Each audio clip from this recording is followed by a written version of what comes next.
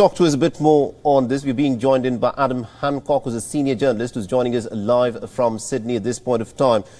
Now, Adam, this nation been in Elizabeth II, Australia, of course, a member of the Commonwealth nation. Tell us what the mood is like in Australia and how is the nation observing the passing away of the British Queen? Well, yes, like many places around the world today, here in Australia, it is a very sad and somber mood, given the time difference with the UK here. Many Australians went to bed last night, first hearing news that the Queen was potentially unwell, and many Australians woke up this morning to hear the sad news that the Queen had passed away. She was very fond of Australia, and I think the majority of Australians were very fond of her as well. She incredibly made 16 visits to Australia during her reign, and she was the first reigning monarch to actually make the trip to Australia and come and visit here and New Zealand as well. So there's lots of fond memories that people have of her here.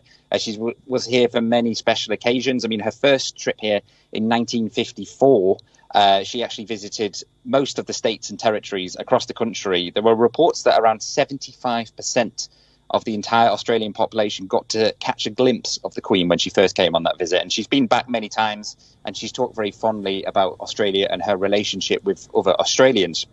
In terms of how she will be remembered here, well, Prime Minister Anthony Albanese, he spoke very passionately this morning about, the emotions he was feeling and the connection between Australia and the Queen.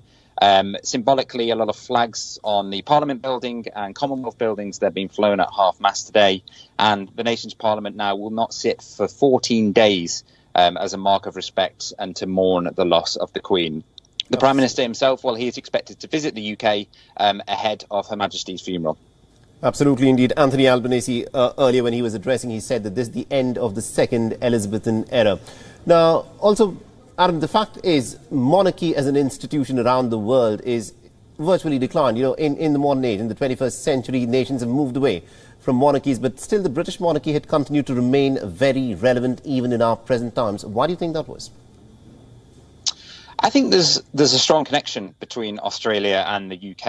I think there's lots of family connections, lots of friend connections, lots of people from either countries go and work in the other one. So it's really, there's a close bond. They might be on the other side of the world, but they have a very similar sense of humour. They share a lot of cultural similarities. And I think that sense of being a part of the monarchy and belonging to, the Commonwealth and being under the reign of the Queen was something that was important to Australians. I mean, don't get me wrong, there is a Republican movement here, and potentially in the coming weeks now, when we move on to being under King Charles, there may be more calls for a move away from the monarchy and having a leader from the UK as a head of state. But I think there was a lot of respect for the Queen. People that you speak to here, they really respected her as a leader. They liked the warmth. They liked the way that she embraced any challenges in her life. And I think overall that they could see that the majority of the British public are behind the Queen, and they respected that and were behind her too. Absolutely, indeed. Thank you very much indeed, Adam Hancock, for joining us from Sydney and getting us all those updates there.